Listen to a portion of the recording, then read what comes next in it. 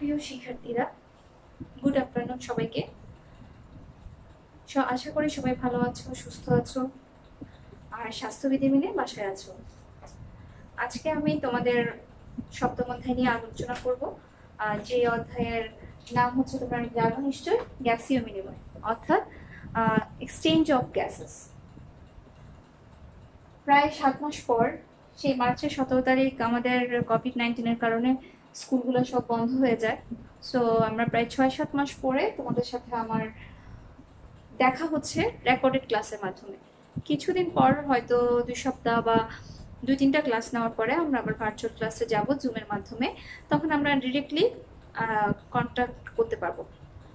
So তোমাদের সাথে তোমরা কি করবে, আমি যখন পড়াবো এই চ্যাপ্টারটা, তো আজকে চেষ্টা করব পুরোটা চ্যাপ্টার সম্পর্কে একটা ধারণা দেওয়ার জন্য, এবং এখান থেকে কি ধরনের কোয়েশ্চেন হতে পারে, জ্ঞানমূলক, অনুধাবনমূলক, তারপর প্রয়োগমূলক কিংবা উচ্চতর দক্ষতা, এই ধরনের কিছু কোয়েশ্চেন দিব আমার শেষে, ক্লাসের শেষের দিকে তোমাদের কিছু কোয়েশ্চেন সম্পর্কে আইডিয়া দিব। সিকিউ কোয়েশ্চেন, এমসিকিউ কোয়েশ্চেন, এই ধরনের কিছু কোয়েশ্চেন সম্পর্কে তোমাদেরকে আইডিয়া দিব। আর তোমরা কি করবে, কমেন্ট বক্সে আমাকে চেষ্টা করবে সেগুলো রিপ্লাই করতে। যে আমি হোমওয়ার্কের মতো করে দিব, তোমরা সেগুলো আমাকে কমেন্ট বক্সে রিপ্লাই করবে। তাহলে আমরা শুরু করি, আজকে ক্লাসটা শুরু করছি। প্রথমেই হচ্ছে কি, গ্যাসীয় এক্সচেঞ্জ, গ্যাসীয় বিনিময় যেটা বুঝি আমরা, অর্থাৎ পরিবেশ থেকে আমরা যে অক্সিজেন এবং কার্বন ডাইঅক্সাইডটা গ্রহণ করছি, সেটার যে বিনিময় আমাদের শরীরের মধ্যে ঘটে, সেটাই হচ্ছে কি গ্যাসীয় বিনিময় বা এক্সচেঞ্জ অফ গ্যাসেস। এক্ষেত্রে উদ্ভিদ এবং প্রাণী সরাসরি কিন্তু একে অপরের উপর নির্ভরশীল। যেমন ধরো, আমরা এখানে লিখি প্রাণী, অর্থাৎ হচ্ছে মানুষ কিংবা যে কোনো একটা অ্যানিমাল আর কি। আর এদিকে থাকলো উদ্ভিদ, অর্থাৎ গাছপালা। বিভিন্ন ধরনের গাছ আমাদের উদ্ভিদের মধ্যে রয়েছে। এখন আমরা কি করি, গাছ থেকে হচ্ছে আমরা অক্সিজেনটা পাই, আর আমরা যে কার্বন ডাইঅক্সাইডটা ত্যাগ করছি সেটা হচ্ছে কে গ্রহণ করে নিচ্ছে, সেটা গ্রহণ করে নিচ্ছে উদ্ভিদ। অর্থাৎ উদ্ভিদ এবং প্রাণী একে অপরের উপর নির্ভরশীল। উদ্ভিদ কেন গ্রহণ করে নিচ্ছে, উদ্ভিদও গ্রহণ করছে তার খাদ্য তৈরির জন্য, অর্থাৎ সালোকসংশ্লেষণ প্রক্রিয়ায় যে সে খাদ্য তৈরি করে। সো সেখানে কিন্তু কার্বন ডাইঅক্সাইড হচ্ছে একটি মূল উপাদান হিসেবে কাজ করে।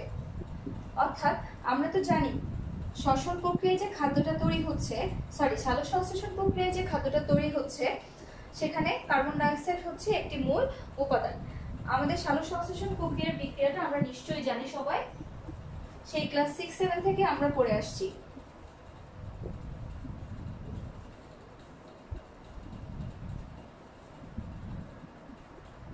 কার্বন ডাইঅক্সাইড মিলিত হয় এবং সেখানে প্রভাবক হিসেবে কাজ করে কি, সূর্যালোক। সূর্যালোক ছাড়া কিন্তু সালোকসংশ্লেষণ হবে না। আমরা জানি রাতের বেলায় কিন্তু খাদ্য উৎপাদন প্রক্রিয়া অর্থাৎ সালোকসংশ্লেষণ প্রক্রিয়াটা বন্ধ থাকে, যার কারণে আমরা জানি যে রাত্রিবেলা গাছের নিচে ঘুমানো যায় না।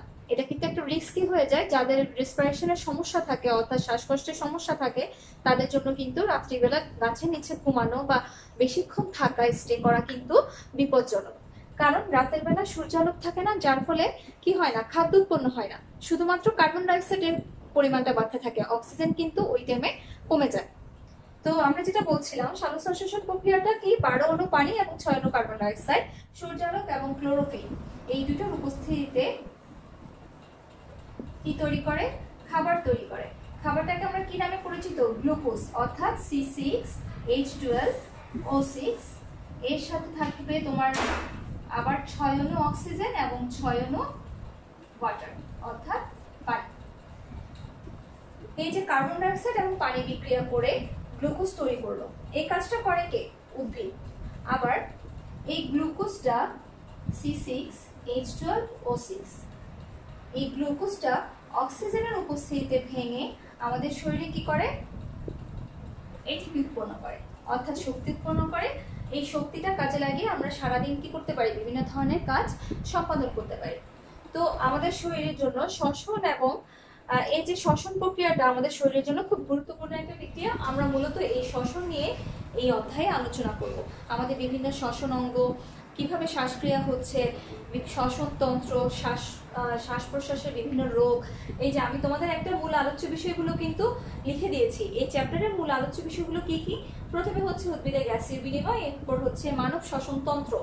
অর্থাৎ মানব শ্বসন তন্ত্র মানে আমাদের শ্বসন তন্ত্রের কি কি অঙ্গ রয়েছে। তন্ত্র বলতে আমরা কি বুঝি? যখন অনেকগুলো অঙ্গের সমাহার।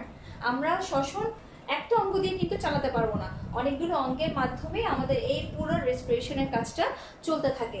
অনেকগুলো অঙ্গ যখন একত্রিত হয়ে কোনো কাজ সম্পাদন করে তখন তাকে আমরা কি বলছি? তন্ত্র বলছি। এখান থেকেও কিন্তু আমরা একটা কোয়েশ্চেন পাই, অর্থাৎ একটা তোমার কি জ্ঞান এবং অনুধাবনমূলক একটা কোয়েশ্চেন পাই, যেটা হচ্ছে তন্ত্র এবং অঙ্গের মধ্যে কি পার্থক্য কি। অর্থাৎ তন্ত্র বলতে কি বুঝি, অঙ্গ বলতে কি বুঝি, তন্ত্রের কাজ কি, অঙ্গের কাজ কি। এগুলো কিন্তু আমরা জ্ঞান এবং অনুধাবনমূলক প্রশ্নের মধ্যে রাখতে পারি। এরপর আছে শ্বাসক্রিয়া, কিভাবে আমরা শ্বাস প্রশ্বাসটা আমাদের অক্সিজেন কিভাবে বের ঢুকছে বা কার্বন ডাইঅক্সাইড কিভাবে আমরা নিঃসরণ করছি, অর্থাৎ এই শ্বাসক্রিয়া সম্পর্কে আমরা পড়বো। নেক্সট হচ্ছে শ্বাসনালী সংক্রান্ত বিভিন্ন ধরনের রোগ, অর্থাৎ আমাদের যে কমন যে রোগগুলো, আমাদের রেসপিরেটরি ট্র্যাক্টের যে কমন রোগগুলো সেগুলো সম্পর্কে আমরা পড়বো। যেমন হচ্ছে আমাদের বইয়ে আছে অ্যাজমা বা হাঁপানি, ব্রঙ্কাইটিস, নিউমোনিয়া, যক্ষা, এরপর হচ্ছে ফুসফুস ক্যান্সার বা লাং ক্যান্সার।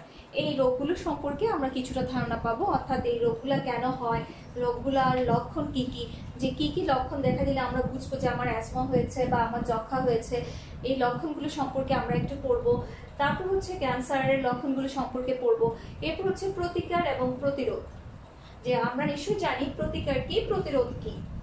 তো এগুলো সম্পর্কে একটু পড়বো, কি কি করলে আমরা এ থেকে রক্ষা পেতে পারি। আমাদের হয়তো রোগগুলো হয়ে যায়, তো আমরা তখন কি কি করবো যার ফলে এই রোগগুলো থেকে আমরা কিওর হতে পারবো, সেটা হচ্ছে প্রতিকার। আর প্রতিরোধ মানে কি, আমরা যাতে কিছু সতর্কতা অবলম্বন করব যাতে আমাদের এই রোগগুলো না হয়। সো আমরা এগুলো সম্পর্কে এই অধ্যায়ে ডিটেলস আলোচনা করব।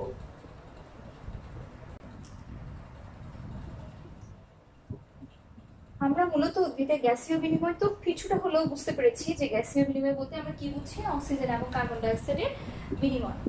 এখন আমরা চলে যাব হচ্ছে মানব শ্বসন তন্ত্রে। মানব শ্বসন তন্ত্রের কি কি অঙ্গাণু আছে সেগুলো সম্পর্কে আমরা এখন পড়ব। শ্বসন হচ্ছে কয় প্রকার? শ্বসন হলো দুই প্রকার, আমরা জানি শ্বসন হচ্ছে দুই প্রকার। কি কি?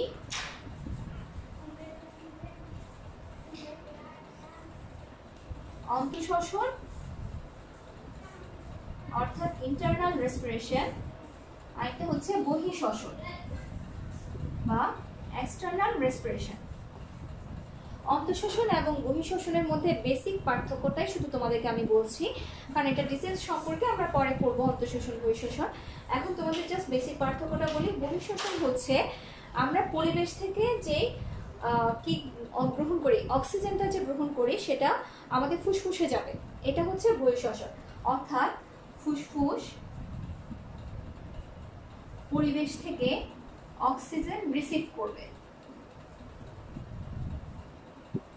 আর পরিবেশ কি করবে, ফুসফুস পরিবেশ থেকে অক্সিজেন রিসিভ করবে, আর ফুসফুসের যে কার্বন ডাইঅক্সাইডটা সেটা যাবে হচ্ছে পরিবেশে।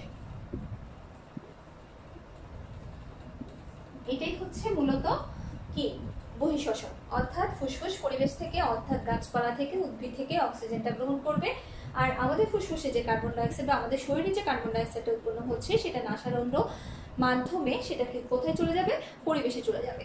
এটা হচ্ছে বহিঃশ্বসন।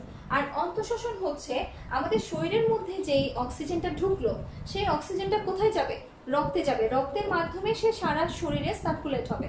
পুরো শরীরে তো আমাদের রক্তের মধ্য দিয়ে বিভিন্ন ধরনের জিনিসগুলো পরিবাহিত হচ্ছে। সো এই যে আমরা অক্সিজেনটা পরিবেশ থেকে গ্রহণ করি, সেই অক্সিজেনটাই ফুসফুস থেকে রক্তে যাবে হচ্ছে অন্তঃশ্বসনের মাধ্যমে, আবার রক্ত থেকে কার্বন ডাইঅক্সাইডটা ফুসফুসে আসবে অন্তঃশ্বসনের মাধ্যমে। অর্থাৎ অন্তঃশ্বসন হচ্ছে আমাদের শরীরের মধ্যে যে শ্বসনের প্রক্রিয়াটা ঘটবে সেটাই হচ্ছে মূলত অন্তঃশ্বসন। এখানে পরিবেশের সাথে কোনো ধরনের সম্পর্ক নেই, এটা আমাদের জাস্ট শরীরের মধ্যে যে ক্রিয়া বিক্রিয়াগুলো ঘটবে সেটাই হচ্ছে অন্তঃশ্বসন।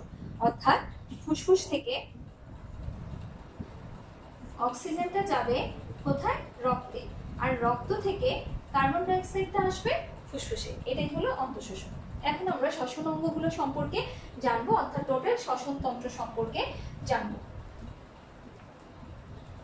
আমি এখানে একটা ছবি এঁকে রেখেছি তোমাদের জন্য। দেখো ছবিটার প্রথমে বোঝা যাচ্ছে নিশ্চয়ই এটা হচ্ছে একটা মানুষের মুখায়ব আঁকার চেষ্টা করেছি। সো এখানে প্রথমে হচ্ছে মানুষের এক মাথা আছে, যেখানে এটা হচ্ছে নাক বা নাসারন্ধ্র, যেটা দিয়ে কি করি আমরা, যেটা দিয়ে আমরা বাতাস গ্রহণ করি। এটা হচ্ছে আমাদের মূল শ্বসন অঙ্গ। এই একটা মাত্র এইটার মাধ্যমে আমরা কি করি, এই নাসারন্ধ্র বা নাসা ছিদ্রর মাধ্যমে আমরা কি করি, পরিবেশ থেকে অক্সিজেন বা গ্যাসীয় পদার্থটা গ্রহণ করি। অক্সিজেন থাকবে বা নাইট্রোজেন থাকবে, কার্বন ডাইঅক্সাইড থাকবে, সবকিছু থাকবে, অর্থাৎ গ্যাসীয় যে পদার্থগুলো সেগুলো আমরা গ্রহণ করি হচ্ছে নাসারন্ধ্রের মাধ্যমে। নাসারন্ধ্রের মধ্যে রয়েছে কি, কিছু লোমকূপ রয়েছে, যেগুলো কি করে, লোমকূপ আছে, শ্লেষ্মা জাতীয় পদার্থ আছে, যেগুলো কি করে সব ধরনের পার্টিকেল আমাদের শরীরের মধ্যে ঢুকতে দেয় না। অর্থাৎ শুধুমাত্র গ্যাসিয়াস পদার্থগুলো ঢুকতে পারে, অন্য যে পদার্থগুলো থাকে আমরা যখন শ্বাস নিই তখন কি হয়, বিভিন্ন ধরনের পদার্থ আমাদের নাকে ঢুকে যেতে পারতো। যে বায়ুতে তো অনেক কিছু ভাসে, তোমার যে তুলা ভাসে কিংবা আর এই ধরনের হালকা জিনিস ভাসে, যেগুলো আমরা কি করি শ্বাস প্রশ্বাসের সময় হয়তো ঢুকে যেতে পারতো, কিন্তু আমাদের নাকের মধ্যে অর্থাৎ নাসারন্ধ্রের ভেতরে যে লোম জাতীয় পদার্থ আছে সেগুলো ফিল্টারের কাজ করে, সবকিছু আমাদের ভেতর ঢুকতে দেয়। আবার অনেক সময় দেখা যায় কি, আমরা যদি শীত প্রধান অঞ্চলগুলোতে বেড়াতে যাই বা সেখানে কি হয় প্রচুর ঠান্ডা, তো সেই ঠান্ডা বাতাস যখন আমাদের শরীরের মধ্যে ঢুকে আমরা কিন্তু ওই সিচুয়েশনের সাথে নিজেদেরকে খাপ খাইয়ে নিতে পারি। অর্থাৎ এই নাসারন্ধ্রের মধ্যে এমন কিছু পদার্থ রয়েছে যেগুলো কি করে, এই ঠান্ডা বাতাসগুলোকেও কি করবে, তোমার ঠান্ডা বাতাসগুলোকে একটু আর্দ্র বা একটু উষ্ণ করে আমাদের শরীরের ভিতরে ঢুকায়, যার ফলে কি হয় আমরা সহজে ঠান্ডা জনিত বিভিন্ন সমস্যায় আক্রান্ত যাতে হতে না পারি। তো নাসারন্ধ্র আমাদের এই কাজটা করে। এরপর নাসারন্ধ্রের পরে আছে কি গলবিল, যেটার মধ্য দিয়ে বাতাসটা কোথায় যাচ্ছে, ভেতরে যাচ্ছে, গলবিল। গলবিলের পরে আছে ষড়যন্ত্র। আচ্ছা, আমাদের বইয়ে কিন্তু প্রতিটা পার্টের পাশে তোমাদের কি দেওয়া আছে, ইংলিশ নামটাও দেওয়া আছে। সো তোমরা এটাও পড়ার চেষ্টা করবে, কারণ অনেক সময় তোমাদের ধরো যে জ্ঞানমূলক বা উদ্ভাবনমূলক কোয়েশ্চেনগুলো হয় তখন লেখা আসে যে ফ্যারিংস কি বা ল্যারিংস কি, এই ধরনের কোয়েশ্চেন আসতে পারে। তো আমরা যাতে কনফিউজড হয়ে না যাই এই জন্য আমাদের বইয়ে কিন্তু গলবিলের পাশেই লেখা আছে ফ্যারিংস, ষড়যন্ত্রের পাশে লেখা আছে ল্যারিংস। তো আমরা চেষ্টা করব একটু মনোযোগ দিয়ে যাতে আমরা ইংলিশ ওয়ার্ডগুলো একটু দেখি। তো গলবিলের পরে আছে ষড়যন্ত্র। ষড়যন্ত্রের পর এই যে দেখছো রিং রিং কিছু পার্ট, সেগুলোকে বলছে আমরা কি ট্রাকিয়া। এইগুলো হচ্ছে মূলত হচ্ছে কি কার্টিলেজ দিয়ে বা তরুণাস্থি দ্বারা গঠিত, যার ফলে ট্রাকিয়া কি হয় না, কখনো চুপসে যায় না। আমাদের একটা কোয়েশ্চেন আসতে পারে অনুধাবনমূলক বা জ্ঞানমূলক, একটা 2 নম্বরের জন্য বা 1 নম্বরের জন্য একটা কোয়েশ্চেন আসতে পারে যে ট্রাকিয়া কেন কখনো চুপসে যায় না। কারণ ট্রাকিয়া হচ্ছে তোমার স্পঞ্জের মতো বা তরুণাস্থি দিয়ে গঠিত এক ধরনের কি বলবো, তরুণাস্থি দ্বারা গঠিত, যার কারণে ট্রাকিয়া চুপসে যায় না। নেক্সট হচ্ছে ট্রাকিয়ার পরে এই দেখো এভাবে যখন আসলো, ট্রাকিয়াটা নিচে দুইটা ভাগে বিভক্ত হয়ে গেল। এই যে এখানে একটা ব্রাঞ্চ, এখানে একটা ব্রাঞ্চ, তোমরা নিশ্চয়ই দেখতে পাচ্ছ ট্রাকিয়াটা 2 ভাগে বিভক্ত হয়ে গেল। এই যে 2 ভাগে বিভক্ত হয়ে দুটি ফুসফুসে চলে গেল, একটা হচ্ছে ডান ফুসফুস, একটা বাম ফুসফুস। আমাদের তো দুটি ফুসফুস রয়েছে, তো ট্রাকিয়াটা বিভক্ত হয়ে এই যে নালিকা আকারে দুটি ফুসফুসে চলে গেল। ডান ফুসফুসে যখন গেল তখন সেটাকে আমরা বলছি ডান ব্রঙ্কাস। আবার বাম ফুসফুসেও যখন আসবে সেম জিনিস, কিন্তু আমাদের বাম ফুসফুসেও আছে, আমি শুধু ডান ফুসফুসের পিকচারটাই তোমাদের জন্য এঁকেছি, কারণ এখানেও তোমার ব্রঙ্কাস আছে, অ্যালভিউলাস আছে, তারপর প্লুরা আছে, সবকিছুই আছে। সো আমি একদিকে এঁকে তোমাদেরকে বোঝানোর চেষ্টা করছি। তো ব্রঙ্কাস, এই যে এখানে ট্রাকিয়াটা যে 2 ভাগে বিভক্ত হয়ে গেল, এটাকে বলছি আমরা ব্রঙ্কাস। এরপর ব্রঙ্কাস গুলো কি করছে, ব্রঙ্কাস থেকে আবার এখানে শাখা প্রশাখা বের হয়েছে। দেখো কতগুলো শাখার মতো অঙ্গ বের হয়েছে, যেগুলোকে আমরা বলছি ব্রঙ্কিউল। ব্রঙ্কিউলের মধ্যে অসংখ্য কি রয়েছে, এই যে ফুল ফুল কিছু জিনিস দেখছো, এগুলোকে বলা হচ্ছে অ্যালভিউলাস। মূলত এই অ্যালভিউলাস গুলোই কি করে, আমাদের শ্বাসক্রিয়াকে সচল রাখে। এই অ্যালভিউলাস বা অ্যালভিউলের মধ্য দিয়ে কি হয়, বিভিন্ন রক্তনালী অর্থাৎ কৈশিক জালিকা, শিরা, ধমনী অ্যালভিউলাসের মধ্য দিয়ে রক্তগুলোকে পরিবাহিত করে। তারপর আছে হচ্ছে এই যে পুরা ফুসফুসটাকে যে একটা পর্দা দিয়ে আবরণ হিসেবে, এই যে আবরণটা, এই যে সব জিনিসগুলোকে একটা আবরণের মধ্য দিয়ে ধারণ করে রেখেছে, যেটাকে আমরা বলছি এই যে প্লুরা পর্দা। তারপর এখানে একটু খালি অংশ আছে যেটাকে আমরা বলছি প্লুরা গহ্বর। তারপর সেম জিনিস কিন্তু আমাদের এখানে বাম ফুসফুসেও আছে। আর এই তোমার যে দুটি ফুসফুস, একটি হচ্ছে ডান ফুসফুস এবং বাম ফুসফুস, এর নিচে রয়েছে হৃৎপিণ্ড বা হৃদযন্ত্র। এটা আমি মাঝখান বরাবর রেখেছি, কিন্তু এটা মূলত থাকে হচ্ছে বাম ফুসফুসের নিচে, একটু বাম দিক করে থাকে, যার কারণে বাম ফুসফুসের আয়তনটা কিন্তু ডান ফুসফুসের আয়তনের চাইতে একটু কম। অর্থাৎ জায়গাটা একটু বেশি, একটু জায়গা তো আমাদের লেগে যাচ্ছে হৃদযন্ত্র বা হৃৎপিণ্ডের জন্য, যার কারণে এটার আয়তনটা অর্থাৎ বাম ফুসফুসের আয়তনটা একটু কম হয়।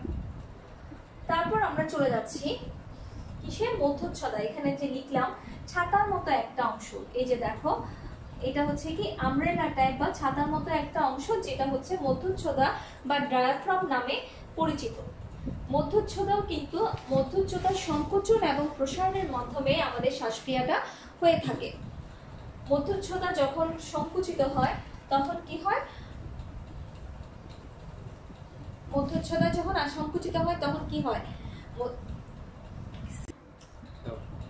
মধ্যচ্ছদা হচ্ছে কি তোমাদেরকে আগেই বলেছি, মধ্যচ্ছদা হচ্ছে আমব্রেলা টাইপ অর্থাৎ ছাতার মধ্যে একটি অংশ, যেটা কি করে আমাদের বক্ষ গহ্বর এবং উদর গহ্বর। উদর গহ্বর কি আমাদের এখানে নিচে কিন্তু আরো অনেক পার্ট আছে, নিচে আমাদের কিডনি আছে, ইন্টেস্টাইন আছে, তারপর হচ্ছে আর যে যে পার্টগুলো আছে আর কি আমাদের শরীরে, সেগুলোকে আমরা উদর গহ্বরে রেখেছি। তো উদর গহ্বরের যে পার্টগুলো আছে সেগুলোর সাথে বক্ষ গহ্বরের যে একটা ডিফারেন্স বা একটা মাঝখানে যে মাঝখানে একটা ডিভাইডার হিসেবে কাজ করছে হচ্ছে মধ্যচ্ছদা বা ডায়াফ্রাম। তো এই মধ্যচ্ছদা কিন্তু মূলত আমাদের শ্বাস প্রশ্বাসটাকে নিয়ন্ত্রণ করছে। তোমাদের একটা কথা বলতে ভুলে গেছি, সেটা হচ্ছে আমাদের বইয়ে কিন্তু একটা জিনিস দেওয়া আছে, সেটা হচ্ছে ফুসফুসের কালারটা কিন্তু দেওয়া আছে। ফুসফুসটা হচ্ছে আমাদেরকে একটু লালচে রঙের, একটা ফুসফুসের কালারটা হচ্ছে একটু লালচে রঙের, যেটা আমি স্কিপ করে চলে গেছি, এখন মনে পড়লো তোমাদেরকে আবার বলে দিলাম। আর ফুসফুস হচ্ছে, ডান ফুসফুস হচ্ছে 3 ভাগে বিভক্ত। তোমাদেরকে আগেই বলেছি যে আমাদের হৃৎপিণ্ডটা থাকে হচ্ছে বাম ফুসফুসের নিচে, সো বাম ফুসফুসের আয়তনটা একটু কম সেটা বলেছি। তো বাম ফুসফুসটা হচ্ছে 2 ভাগে বিভক্ত আর ডান ফুসফুসটা হচ্ছে 3 ভাগে বিভক্ত। আচ্ছা, এখন মধ্যচ্ছদা নিয়ে যেটা আমরা বলছিলাম, মধ্যচ্ছদা কিভাবে শ্বাসক্রিয়াটা নিয়ন্ত্রণ করে। তো এই যে আমাদের 3 নম্বর পয়েন্টে আমরা চলে গেলাম। মানব শ্বসনতন্ত্রের পার্টগুলো তো আমরা মোটামুটি পড়েছি। তোমরা বইটা যদি একটু পড়ো, একটু নিজেরা আরেকটু পড়ো, দেখবে আমার কথাগুলোর সাথে মোটামুটি মিল আছে। এবং আরো কিছু কথা আছে, যেমন গলবিল হচ্ছে নলাকার একটি অংশ, তারপর কি কি নিয়ে, কার্টিলেজ নিয়ে গঠিত, এগুলো কিন্তু তোমরা বইটা পড়লে আরেকটু ডিটেলস পাবা। তারপর আমি এখন শ্বাসক্রিয়াটাতে চলে যাচ্ছি, মধ্যচ্ছদা কিভাবে আমাদের শ্বাসক্রিয়াটা নিয়ন্ত্রণ করছে সেটাতে আমি চলে যাচ্ছি, অর্থাৎ আমাদের শ্বাসক্রিয়া কিভাবে হয়। মধ্যচ্ছদা যখন কি হয়, মধ্যচ্ছদা ধরো এটা হচ্ছে মধ্যচ্ছদা, তো বা ডায়াফ্রামটা যখন সংকুচিত হয় অর্থাৎ নিচের দিকে নেমে যায়, তখন উপরের দিকে কি আছে, আমাদের বক্ষ গহ্বর আছে। তো তখন বক্ষ গহ্বরের আয়তনটা বেড়ে যাবে, একটা সংকুচিত হলে আরেকটা প্রসারিত হবে, খুব স্বাভাবিক। তো আমাদের যদি মধ্যচ্ছদাটা সংকুচিত হয়ে যায়, বক্ষ গহ্বরের আয়তন বেড়ে যাবে। বক্ষ গহ্বরের আয়তন যখন বেড়ে যায়, আমাদের বক্ষ গহ্বরের ভেতরে যে বায়ুর চাপটা আছে সেটা কি হয়ে যায়, কমে যায়। তো আর কিন্তু পরিবেশে তখন বায়ুর চাপটা বেড়ে যায়, অর্থাৎ পরিবেশে বায়ুর চাপ তখন বেশি থাকে আর আমাদের শরীরে অর্থাৎ বক্ষ গহ্বরে বায়ুর চাপটা কম থাকে। এই দুটোর মধ্যে সমতা মেনটেনের জন্য তখন কি হয়, আমরা বায়ু থেকে অক্সিজেন গ্রহণ করি। তখন শ্বাস নিয়ে আমরা বায়ু থেকে অক্সিজেনটা গ্রহণ করছি, অর্থাৎ মধ্যচ্ছদা যখন সংকুচিত হয়, বক্ষ গহ্বর যখন প্রসারিত হয়, তখন বায়ু এবং আমাদের শরীরে বক্ষ গহ্বরের বায়ুর চাপটা সমতা রাখার জন্য আমরা অক্সিজেন সমৃদ্ধ রক্তটা গ্রহণ করছি। আবার কি হয়, ঠিক অপোজিট কাজটা হচ্ছে আমরা কার্বন ডাইঅক্সাইড ছাড়ার ক্ষেত্রে। তখন কি হয়, মধ্যচ্ছদাটা প্রসারিত হয়, আমরা যখন প্রশ্বাস অর্থাৎ নিঃশ্বাস ত্যাগ করি, তখন কি হয়, আমাদের মধ্যচ্ছদাটা প্রসারিত হচ্ছে, উপরের দিকে বক্ষ গহ্বরের আয়তনটা কমে যাচ্ছে। তখন বক্ষ গহ্বরের বায়ুর চাপটা বেড়ে যায় আর বাইরের পরিবেশের বায়ুর চাপটা কম হয়। তখন আমরা কি করি, আমাদের শরীর থেকে কার্বন ডাইঅক্সাইড সমৃদ্ধ যে বাতাসটা সেটা আমরা কোথায় ছেড়ে দিই, পরিবেশে ছেড়ে দিই। তখন আমরা শ্বাসটা ছেড়ে দিই। এভাবে সারাক্ষণ কিন্তু আমাদের শ্বাস প্রশ্বাসটা চলতে থাকে, আমরা চাই বা না চাই এই প্রসেসিংটা সারাক্ষণই চলতে থাকে। এবং এই প্রসেসিং এর উপরে, এই প্রক্রিয়ার উপরে কিন্তু আমরা মানব জাতি বেঁচে আছি। এই হচ্ছে শ্বাসক্রিয়ার মূল স্টেপ। এটা কিন্তু তোমরা বই পড়লে, আমি যা বলেছি ঠিক তাই, বই পড়লে আরেকটু ক্লিয়ার হবে।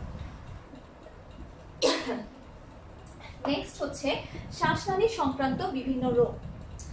এই যে শ্বাসনালী সংক্রান্ত, তোমাদেরকে প্রথমেই বলেছিলাম যে এই রোগগুলো হচ্ছে শ্বাসনালী সংক্রান্ত, আমাদের বইয়ে দেওয়া আছে শ্বাসনালী সংক্রান্ত বিভিন্ন রোগ। এছাড়াও আরো অনেক রোগ আছে শ্বাসনালী সংক্রান্ত। এই যে কোভিড-19, এটাও তো কিন্তু আমাদের মূলত এফেক্ট করে রেসপিরেটরি সিস্টেমকে কিন্তু এফেক্ট করছে। সো আমরা নিশ্চয়ই অদূর ভবিষ্যতে এই রোগগুলোর সাথে কোভিড-19 সম্পর্কেও আরো অনেক কিছু জানবো, পড়বো। সো আমাদের বইয়ে এখন যেগুলো আছে সেগুলো সম্পর্কে আমরা আপাতত একটু পড়ি। যেমন প্রথমে আছে হচ্ছে অ্যাজমা বা হাঁপানি। এটা হচ্ছে শ্বাসকষ্টের একটি কমন রোগ। অনেক মানুষেরই এই হাঁপানি বা অ্যাজমা, দৌড়াতে পারে না বা সাঁতার কাটতে পারে না, এই টাইপের হতে পারে অ্যাজমা বা হাঁপানি। এগুলোর লক্ষণ আমাদের বইয়ে অনেকগুলি লক্ষণ দেওয়া আছে। সো এখান থেকে আমি তোমার মধ্যে মূলত থাকবে কি, তোমার জ্বর থাকতেও পারে, নাও থাকতে পারে, কিন্তু খুব কাশি থাকবে, কাশির সাথে হয়তো শুকনো কফ বের হবে। তারপর ধরো তুমি যখন শ্বাস নিবা তখন জোরে জোরে শ্বাস করে একটা আওয়াজ হবে বা সাউন্ড, শব্দ হবে। তারপর তোমার পাঁজরগুলো, বুকের পাঁজরগুলো তখন খুব স্পষ্টভাবে দেখা দিবে। এই ধরনের কিছু লক্ষণের কথা আমাদের বইয়ে দেওয়া আছে। আর এই শ্বাসকষ্টের রোগগুলো কেন হয়, অর্থাৎ কি কারণে হইতে পারে, যেমন হচ্ছে অনেকের বিভিন্ন খাবারে অ্যালার্জি আছে, যেমন কেউ কারো চিংড়িতে অ্যালার্জি আছে, কারো ধরো বেগুনে অ্যালার্জি আছে। অনেকে অ্যালার্জি জাতীয় খাবারগুলো খেতে পারে না। এই অ্যালার্জি জাতীয় খাবার খেলে কি হয়, আমাদের এই হাঁচি কাশি এগুলো বেড়ে যায়, তখন আমাদের নিঃশ্বাস নিতেও সমস্যা হয়ে যায়। সো অ্যালার্জি জাতীয় খাবার খেলে, আবার ধরো বায়ু দূষণ, আমরা তো খুব মানে কি বলবো, অনেক বেশি বায়ু দূষণের মধ্যে থাকি। তো এখন হয়তো আমরা ইউজুয়ালি মাস্ক ইউজ করছি, কিন্তু একটা টাইমে আমরা মাস্ক ছাড়া রেগুলার আসা যাওয়া করেছি। তো বায়ুতে যে পার্টিকেল গুলো থাকে, সব তো আর তোমার ভালো জিনিস থাকে না যে সবসময় ধরো পিওর অক্সিজেন বা নাইট্রোজেন এগুলো থাকছে, তা তো না। বিভিন্ন ধরনের পার্টিকেল বায়ুর সাথে মিশে যাচ্ছে। এগুলো যদি আমাদের শরীরে ওই অক্সিজেন বা শ্বাস গ্রহণের সময় যদি ঢুকে যায়, এইগুলো থেকেই আমাদের ইনফেকশন হয়ে যেতে পারে। সো এইসব কারণে আমাদের মূলত শ্বাস যে রেসপিরেটরি ট্র্যাক্টের যে ডিজিজগুলো বা রোগগুলো মূলত এই কারণেই হতে পারে। সবগুলো রোগের কারণ কিন্তু মূলত একই। তো এরপরে হচ্ছে তোমার কি কি প্রতিকার। প্রতিকার হচ্ছে, আমার যখন হাঁপানি হবে তখন আমি অ্যালার্জিযুক্ত খাবারগুলো খাবো না, যে এসব খাবার খেলে আমার হাঁচি কাশির উদ্রেক হবে এগুলো খাবো না। তারপর ধরো এই অনেকের অভ্যাস আছে ধূমপান করা কিংবা এই সাদা পাতা পান খাওয়া, এগুলো আমি পরিহার করার চেষ্টা করব, আমরা যত সম্ভব পরিহার করার চেষ্টা করব। সো এগুলো হচ্ছে কি। তারপর হচ্ছে ডাক্তার, যদি খুব দেখি যে হাঁপানিটা খুব বেশি খারাপ অবস্থায় চলে গেছে, তখন তো অবশ্যই ডাক্তারের পরামর্শ নিতে হবে, এবং ডাক্তারের পরামর্শ অনুসারে আমাদেরকে কি করতে হবে, ওষুধটা খেতে হবে। ব্রঙ্কাইটিস হচ্ছে তোমার কি, ব্রঙ্কাইটিস হচ্ছে ঠিক সেম হাঁপানির মতোই একটা অসুখ, তোমার শ্বাসকষ্টের একটা অসুখ, এটারও ঠিক সেম কাজই। তোমাকে একই ধরনের প্রতিকার এবং প্রতিরোধ ব্যবস্থাগুলো মেনে নিতে হবে। তুমি আগে থেকে যদি ধরো ধূমপান করলা না, বা বাইরে গেলে মাস্ক পরিধান করলা, অথবা অ্যালার্জিযুক্ত খাবারগুলো খেলা না, প্রথম থেকে যদি তুমি সতর্ক থাকো, অর্থাৎ আমরা জানি প্রিভেনশন ইজ বেটার দ্যান কিউর। তারপর হচ্ছে নিউমোনিয়া। নিউমোনিয়ার ক্ষেত্রে হচ্ছে একটা ব্যাকটেরিয়া কিন্তু রেসপন্সিবল এই রোগের জন্য, যে ব্যাকটেরিয়াটার নাম হচ্ছে নিউমোকক্কাস।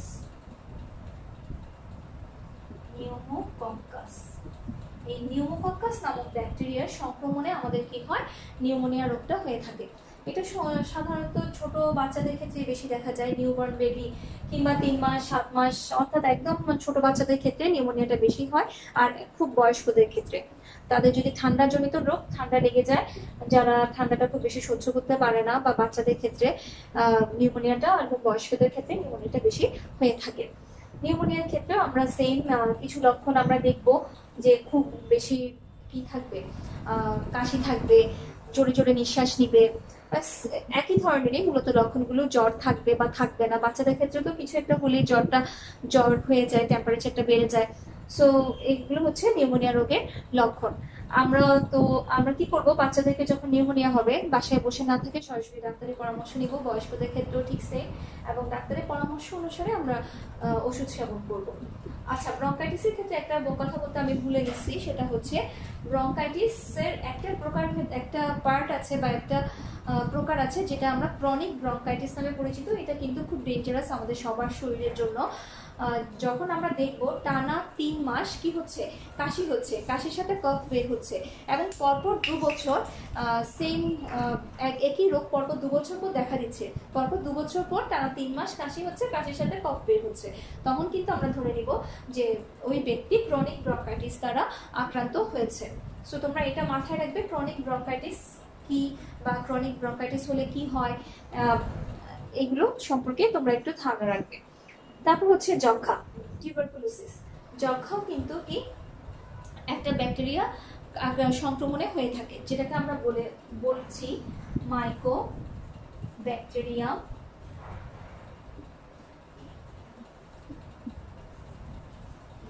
টিউবারকুলোসিস। তোমরা এই জিনিসটা কিন্তু ভুল করবে না, যখন কোনো জীবাণুর নাম সায়েন্টিফিক নাম লিখবে, সায়েন্টিফিক নামের নিচে অবশ্যই কি করবে, হাত দিয়ে আন্ডারলাইন করে দিবে। অনেকে কি করো, তোমরা চেষ্টা করো রোমান ভাবে লিখতে, টানা টানা করে লেখার চেষ্টা করো, তখন নিচে আন্ডারলাইন করো না। আমি যখনই হাতে লিখবো, আমি তো জানি আমি যখন এক্সাম দিচ্ছি আমি হাতে লিখে দিচ্ছি, সেটা যেভাবে লিখি না কেন আমাকে অবশ্যই কি করতে হবে, আন্ডারলাইন করে দিতে হবে। সো এই মাইকোব্যাকটেরিয়াম টিউবারকুলোসিসের কারণে বা এটা হচ্ছে আমাদের যক্ষা রোগের জন্য রেসপন্সিবল। তারপর হচ্ছে যক্ষার ক্ষেত্রে আমরা কি করব, যক্ষার ক্ষেত্রে আবার আমার কিছু পরীক্ষা আছে যেগুলো আমরা বাসায় বসে করতে পারবো না, যার জন্য আমাকে অবশ্যই কোথায় যেতে হবে, হসপিটালে অবশ্যই যেতে হবে। এই টেস্টগুলো কফ পরীক্ষা, তারপর হচ্ছে তোমার আরেকটা কফ পরীক্ষাটা তোমার কিসে করতে হবে, মেডিকেলে গিয়ে করতে হবে। ওখানে আমি কফটা পরীক্ষা করে দেখবো যে মাইকোব্যাকটেরিয়াম টিউবারকুলোসিসের উপস্থিতি আছে কিনা। সো যক্ষা হলেও আমাদের সেম সিমটম দেখা দিবে, কি বলবো, কাশির সাথে কফ থাকবে, তারপর হচ্ছে জোরে জোরে নিঃশ্বাস নিব, এই একই ধরনের সিমটমগুলোই আমরা দেখবো। ক্যান্সারের ক্ষেত্রেও ঠিক সেম, দীর্ঘদিন ধরে কাশি থাকবে বা ব্রঙ্কাইটিস থাকবে বা নিউমোনিয়া থাকবে, জ্বর থাকবে। তখন যখন দীর্ঘদিন ধরে অর্থাৎ দীর্ঘমেয়াদী যখন আমার রেসপিরেটরি ট্র্যাক্টের উপর দীর্ঘমেয়াদী একটা অবস্থান করবে, কাশি জ্বর এগুলো যখন অবস্থান করবে, তখন আমরা বুঝে নিব যে সেটা ক্যান্সারের দিকে যাচ্ছে। তখন আমাকে একটু সাবধান হতে হবে। অবশ্যই আমাকে স্ক্যান, সিটি স্ক্যান, এমআরআই, ফুসফুসের সিটি স্ক্যান, এমআরআই এগুলো করে আমাকে কনফার্ম হতে হবে আমি ক্যান্সার দ্বারা, ফুসফুস ক্যান্সার বা লাং ক্যান্সার দ্বারা আক্রান্ত হচ্ছে কিনা।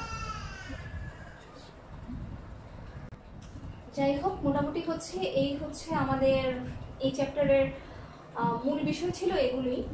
প্রথমে হচ্ছে গ্যাসীয় বিনিময় কি, তারপর হচ্ছে শ্বসনতন্ত্র, শ্বাসক্রিয়া কীভাবে হচ্ছে, এবং শ্বাসক্রিয়ার শ্বসনতন্ত্রের বিভিন্ন রোগ। তো আমি চেষ্টা করেছি পুরো চ্যাপ্টারটা মোটামুটি পুরো চ্যাপ্টারটা সম্পর্কে তোমাদের একটু আইডিয়া দেওয়ার।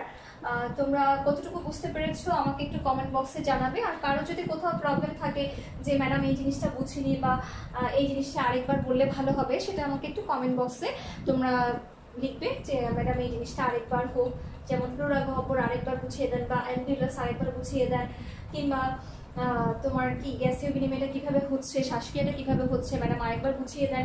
আমি নেক্সট ক্লাসে ক্লাস শুরুর পূর্বে 5 মিনিট এই রিভিউ ক্লাস নিব। তোমাদের কার কোথায় প্রবলেম আছে আমাকে একটু কমেন্ট বক্সে তোমরা কমেন্ট করবে। এখন আমি কয়েকটা ছোটখাটো কোয়েশ্চেন তোমাদেরকে হোমওয়ার্ক হিসেবে দিচ্ছি, কিছু ধরো জ্ঞানমূলক, অনুধাবনমূলক কিংবা উচ্চতর দক্ষতার এই চ্যাপ্টার রিলেটেড কয়েকটা কোয়েশ্চেন তোমাদেরকে বলছি, যেগুলো তোমরা বাসায় বসে হোমওয়ার্ক করে ফেলবে। প্রথমে হচ্ছে কি, শ্বসন কাকে বলে, সালোক সংশ্লেষণ কাকে বলে, বা শ্বসন কি, তারপর হচ্ছে শ্বসন কত প্রকার, অন্তঃশ্বসন, বহিঃশ্বসন, অন্তঃশ্বসন এবং বহিঃশ্বসনের মধ্যে পার্থক্য কি, তারপর হচ্ছে এই যে এই তোমার অঙ্গগুলো গলবিলের কাজ কি, যেমন হচ্ছে শ্বাসক্রিয়ায় বা শ্বসন তন্ত্রের যে গলবিল কি কাজে অংশগ্রহণ করে, বা অ্যালভিউলাস কি কাজ করে, তারপর হচ্ছে মধ্যচ্ছদার কাজ কি বা মধ্যচ্ছদা কি, তারপর হচ্ছে তোমাদেরকে বললাম যে কেন ট্রাকিয়া কেন চুপসে যায় না, তারপর রাত্রিবেলা কেন গাছের নিচে ঘুমানো যাবে না, এই ধরনের কোয়েশ্চেনগুলা। তারপর হচ্ছে গ্যাসীয় বিনিময় কিভাবে হবে, যেমন হচ্ছে ধরো অক্সিজেনটা কিভাবে শোষিত হচ্ছে, কার্বন ডাইঅক্সাইডটা কিভাবে রক্তের মধ্যে শোষিত হচ্ছে, অক্সিজেনটা হচ্ছে হিমোগ্লোবিনের সাথে যুক্ত হয়ে অক্সি হিমোগ্লোবিন রূপে শোষিত হচ্ছে, আবার অক্সি হিমোগ্লোবিনটা ভেঙে অক্সিজেন এবং হিমোগ্লোবিন আলাদা হয়ে যাচ্ছে। আবার ধরো কার্বন ডাইঅক্সাইডটা হচ্ছে বাইকার্বনেট রূপে রক্তের মধ্যে মিশে যাচ্ছে, বা সোডিয়াম বাইকার্বনেট এবং পটাশিয়াম বাইকার্বনেট রূপে ত্যাগ হচ্ছে। সো এগুলো গ্যাসীয় বিনিময়গুলো কিভাবে হচ্ছে। তারপর হচ্ছে তোমাদের যে উচ্চতর দক্ষতার যে কোয়েশ্চেন বা প্রয়োগের যে কোয়েশ্চেন, একটি শ্বসন মানব দেহের শ্বসন তন্ত্রে একে এর বিভিন্ন অংশ আইডেন্টিফাই করে দাও। তারপর হচ্ছে শ্বাসক্রিয়া কিভাবে হয় চিত্রের সাহায্যে বুঝিয়ে দাও, এই ধরনের কোয়েশ্চেন। তারপর হচ্ছে ধরো রোগগুলো সম্পর্কে একটু ডিটেলস পড়বে, কোন রোগের লক্ষণ কি, কোন রোগের প্রতিকার কি, এগুলো সম্পর্কে একটু পড়বে। তো এই চ্যাপ্টারটা মোটামুটি একটি সোজা চ্যাপ্টার, এখান থেকে তেমন ধরো খুব কঠিন কিছু নেই। সো তোমরা চেষ্টা করবে এই চ্যাপ্টারটা অ্যাট এ গ্লান্স তোমরা বসছো পড়তে, যাতে একবারে তোমরা শেষ করে উঠতে পারো। সো সবাই তোমরা ভালো থাকবে, সুস্থ থাকবে, ইনশাআল্লাহ নেক্সট ক্লাসে আবার দেখা হবে। আর চেষ্টা করবে এই চ্যাপ্টারটা পুরোটা কমপ্লিট করতে।